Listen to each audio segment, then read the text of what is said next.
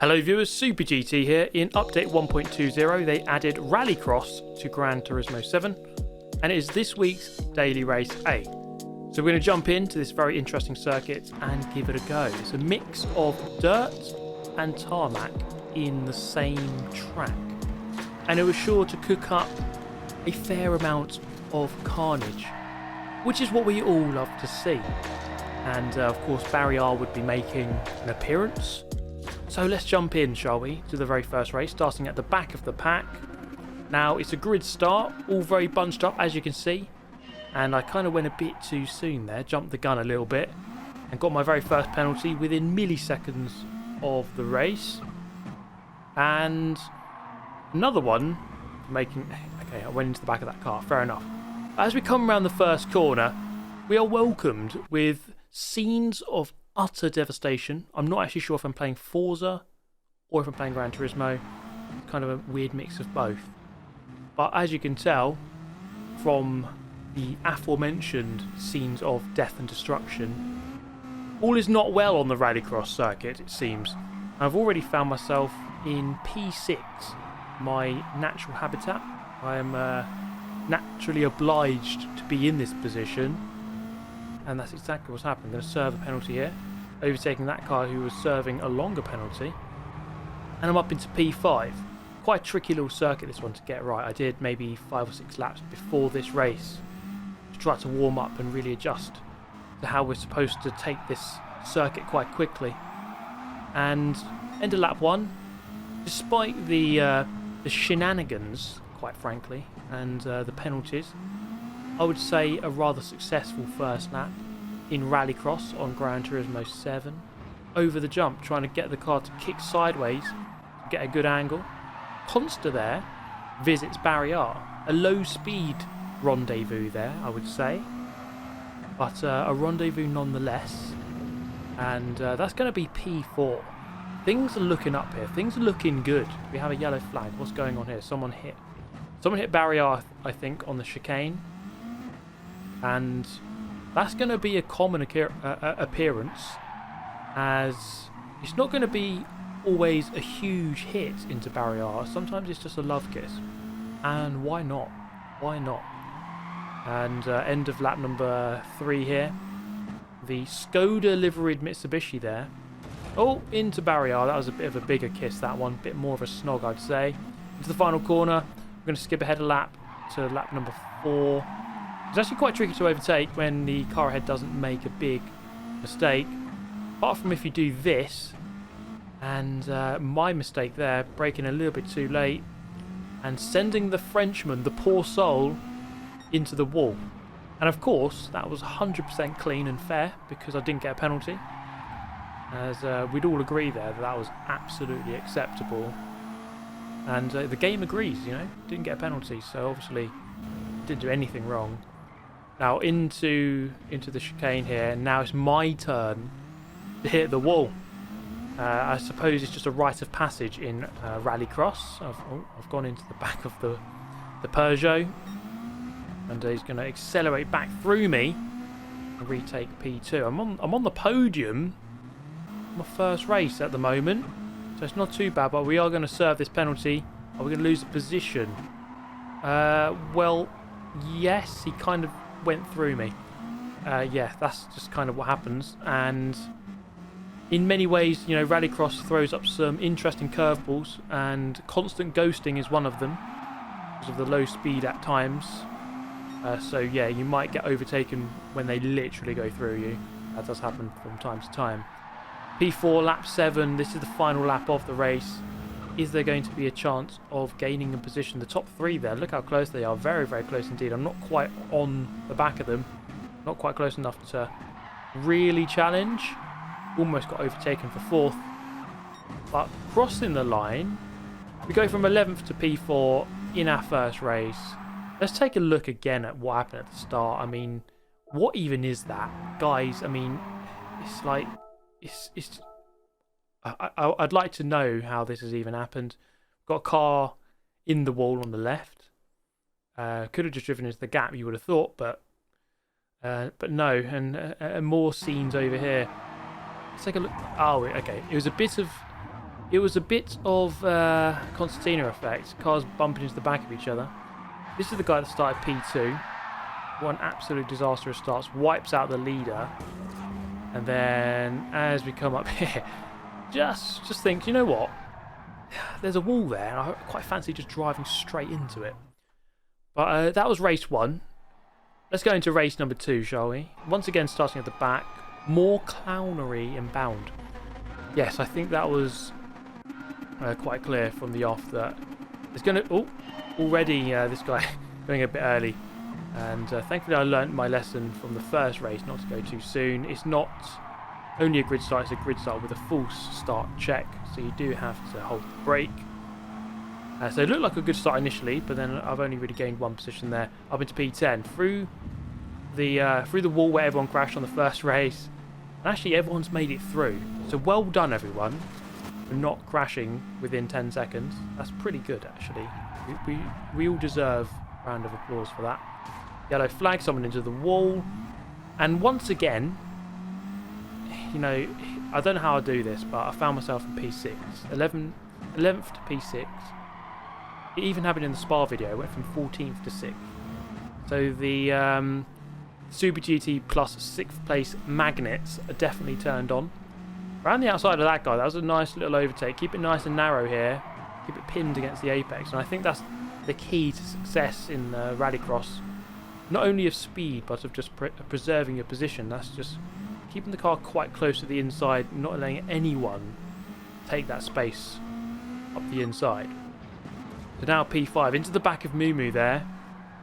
And he's actually going to gain 2 positions as a result of that. Well, I'm going to take credit for it, but it wasn't really all me. And then this guy, take a look. He's there, then suddenly, boom. And we had this happen in a recent video, and my theory is that he is part of the Looper program. So people have been sending him through time. Maybe he's wanted in the future, and they've sent him through time. Quite a complex theory, and it could be wrong, but I don't think I'm wrong, to be honest. I reckon that's pretty bulletproof. So yeah, people getting sent through time, quite worrying, to be honest. Hopefully it doesn't happen to me. I am going to lose 1 position though, which isn't quite as serious. So I'm down to P4. Will Murdoch there going to gain a position on me. And he was, you know, he's keeping that car really nicely pivoted through the turns, I must say. Now, what wasn't nicely pivoted was that. Moo into the wall. We're going to go through him. Nice little ghost overtake. And move up into P3. Was there potential for P2? Well, we still had a lap and a half left to go, so I guess, yes, there was. So just take a look at the car in front. As we head into the chicane, he heads very much into the chicane and hits the wall. Are we going to be able to go through him here? I'm going to go to the left-hand side. Once he comes out of that ghost, I've got the inside line. Annoyingly, I've got a penalty. But you don't actually lose too much time with the penalties on this track, on this discipline of Rallycross. So I could actually still stay ahead. Except I don't. He does actually have a 1.5 second penalty. So this could be quite interesting when we get to the penalty line to see who stays ahead. He's gone quite wide. Going to pull off a nice little overtake here. Tiny bit of contact. Tiny bit of contact. In fact, I don't think you saw anything there. You didn't see anything. You saw nothing. And that's going to be... It's going to be P2. To be fair, though, you watch Rallycross in real life. You know, side-on contact through corners is kind of normal. It's just how it's done. So might I say that was actually a mighty fine overtake. Whoa, there's a bit of contact there, but it's all good fun. It's all good. It's all in good spirits as we cross the line in P2. Beautiful stuff. Now, I was really curious what the slowest time in the world was, and it took me a few minutes to get through to it. It turns out the slowest lap time is 6 minutes 13. So if you could do it slower than that, do let me know, because that's quite an achievement actually, I would say. Now I felt like improving my own qualifying time. So I bought the car that is dominating the leaderboard, whipped a nice livery on it, and tried to set my own time, which wasn't actually as easy as I thought. But here we did a 44.7, which was okay for now. That puts us 5th on the grid for this race. A bit further forward, should be a bit easier. Hopefully, well, I mean, well, yeah, you know, you're further to the front. That's kind of it, really, isn't it? Right, through turn 1, bit of door banging. Half of the course, that's normal. Let's see what we can do. Avoid the wall. Into T2. And everyone's gone wide. Lots of people inside of each other. Yes, you are on YouTube, don't worry. This is... Oh, God, where's he going to go? They're both going to go very, very wide indeed. And I found myself in P1.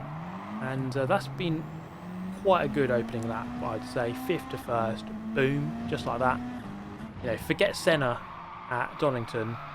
It's all about Super GT at the Catalonia Rallycross circuit. That's really the race start that people will be talking about for decades to come. Final corner of lap number 1. And, you know, this is good. It's going well so far. And all I noticed was the guy behind was trying to distract me with his horn. But to be fair, I was on point. I wasn't being distracted at all. I was really just driving a nice, comfortable race out in the lead. And I was surely going to bring it home. Until that moment there. Yeah, having a nice little encounter with the wall. Which certainly didn't help. Especially, you know, you lose position, you lose time. And then you still get slapped with a penalty. Very frustrating. But I felt like, okay, well, I'll do all I can do here. Try to pressure him into some sort of mistake. And hope maybe that I could get this lead back. Now, I've got another half second, so total of 2 seconds. He goes very wide there. And I retake the lead, albeit with a 2-second penalty to serve. So I've got a little bit tactical here, to be honest. I went quite slow through here. And then suddenly darted and just tried to hope that I could create some sort of gap.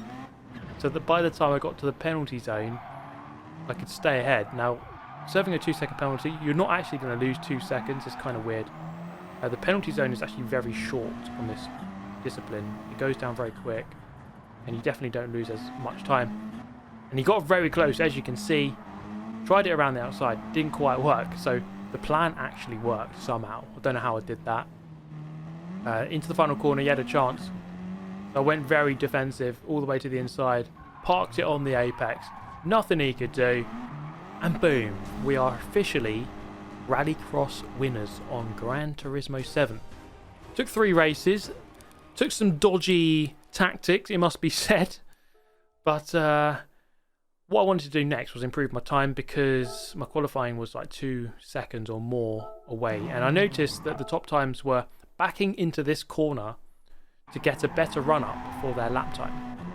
And you can gain a good couple of tenths at least from doing that. So that's something to do if you want to improve your lap. And really it's just a case of keeping the car at a really good angle as close to the inside as possible and just minimizing waste in the corner. And you see here through the final sector, it's just so on point, nothing excessive, not drifting too wide or too much. See here, just keeping the car nicely rotated on the inside, not overcooking it too much. That's a 42.5 there. And it was my turn to try to improve my 44.7. So of course, backing it into this corner, you get a nice little run up. And then, yeah, slowly reversing, there you go. And then, boom, away you go. So you can get an extra sort of couple of tenths by doing this. On this first lap though, just me being me, just went in way too fast. And what an absolute imbecile I am. Now, this was actually really hard to try to get this dead right. I was getting penalty after penalty, really trying to push the limits, but it's really quite tricky to get it dead right, it must be said. And by this point here, my lap time was a 44.3, and I knew I could go quicker. I could potentially get into the 43s, all going to plan. And my first couple of corners there wasn't very good at all. You can see there the Ghost getting away slightly, albeit the Ghost started slightly ahead anyway, but still, it still pulled away slightly. So the first half of the lap was actually quite average. Definitely could have done that quicker. But I knew that my Ghost wasn't the best in the second half, so if I could just stay quite close, I could actually improve. Late on the brakes here, getting a good angle over the grass there. Trying to keep 2 wheels on the tarmac, on the track. Then the Ghost goes quite wide. We're going to take a narrower line on the exit and get a 44.1. Again, I know I can improve, but That was a solid time for now, and it put me on pole position for this race. And the main danger really is just trying to survive lap 1, especially turn 1. There's so much contact going on. I mean, just take a look at the radar, just take a look as we look behind. So many cars so close to each other. If you're in that mid-pack, it's basically a death sentence. And again, on the radar, about 8 cars. I mean, you can just see how many cars there are so close to each other. If you're in there, you're basically in trouble. But thankfully, I managed to pull away here on this occasion and win the race. So we had 2 wins in a row, 5 minutes 31 total time. And I felt like trying something different. And that something different is this, the Audi Pikes Peak car. And then as we jumped into the warm-up, it looked like this guy was looking for something, but I think someone needs to tell him that you actually have to open those drawers if you want to get the tools out. Might help you, mate. Might help you. Now, this is probably the best warm-up of all time. Just check this out. You steer hard to the left and full power. You probably will get dizzy and sick and won't want to actually do the race, but the tyres will be warm, so there is that. But as you can see, absolutely GOAT tier strategy there for the warm-up. Tyres definitely warm, and I felt like trying. See how early you can go on the lights, see if you could actually cheat the system. And the answer is no, you can't cheat the system. It will catch you, and you will drop to the back of the field, even from pole position. So here, in P9, in the Audi, trying to make up as many positions as we can. Into turn 2. All manner of depravity and chaos kicking off. Ghosting through this guy. Down into the hairpin. It's a shame we can't actually do a Joker lap. I think that would be pretty cool if they could program that in. And once again, I found myself in P6. Looking up the inside of the Ford Focus. Boom. Late on the brakes. Door banging contact. But YOLO. Through the chicane at the end of the lap. Pulling up behind the Peugeot with the huge wing. I mean, look at the size of that. Couldn't help but drive into the back of him. Keep a nice narrow line there. And then we're 3 abreast coming up into turn 1. Not quite going to work. Up against the guy with loads of cows on his car. Beautiful livery. Absolutely incredible. Over the jump. And down the other side. Are they going to... Yes, they are going to hit each other. That's the question I was about to ask. And they duly obliged. Up into P3. I eventually caught up with P2. And you can see how much trouble I was having with this car. It was not an easy car to drive. I didn't get a penalty for that. Thankfully. I think it knew that it was a mistake. But eventually P1 and 2 were embroiled in a huge battle. Before one of them served a penalty. I managed to go through him. And take P2 and then P1 actually. 2 positions in 1 corner, which is just beautiful. I'm going to tell my grandchildren about that one, and I'm sure they will rejoice in this incredible story. And at the end of the race, we're going to cross the line in first. Incredible stuff. But now, it's the question we've all been waiting for. Can Scott Speed do it on the Rallycross circuit? He actually does have Rallycross experience. So, this has got to be good, surely. Can't let down the greatest driver to ever do it, Scott Speed, Scott Chegg, as he is otherwise known. Let's see what we can do here. In the Mitsubishi, starting from the back, keep it nice and narrow at turn 1. Then already up into P5. Looking for P4, not quite going to happen here. Up in towards the big braking zone here. And really it's just a case of keep it nice and narrow. We were smashed into from behind there, to be fair. And it was kind of basically a snooker table. I was the cue ball. And the guy behind me was the cue. I forgot what it was called for a second then. I was about to call it the stick. That's just criminal really. I can't call it the stick. Anyway, I'm in P3. And it's been quite a good lap so far. Down into the chicane. Avoiding the wall, of course. Doing our best not to hit or graze or kiss barrier. Because you definitely can do that too many times. We're going to nudge that guy a bit wide, but you know what? Scott Speed's a good guy. We're going to let him go back past. 1 lap later, start of lap 3. Good little battle here between 3 different manufacturers. Subaru just in front. The Ford Focus myself in the Mitsubishi. And looks like the Subaru driver with a penalty. Oh, where's the Ford going? I'm really not sure. We're going to overtake him up into P2. Penalty served here. Are we going to be able to gain enough? No. As I said earlier, you really do not gain a huge amount on the other cars who are serving penalties. And he goes a little bit wide here. Can we do the old switcheroo? It would be an incredible feat if I were able to do it. So I'm going to go deep. And we are actually going to attempt the old switcheroo. We're going to put it off, guys.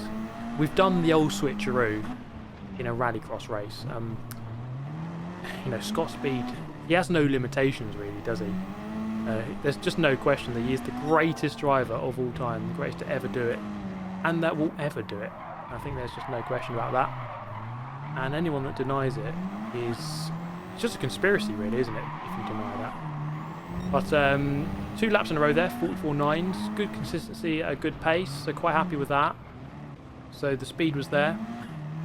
And at the end of this one, we were actually going to lap this poor guy in the final corner of the final lap to bring home a victory for Mr. Scott Chegg. But there we go, guys. Rallycross, really good addition to the game, actually. Really enjoyed it. I hope you enjoyed this video as much as I enjoyed recording it. So thank you so much for watching. Get yourself subbed to the channel if you're new, and have yourself an amazing day. I'll see you next time. Goodbye.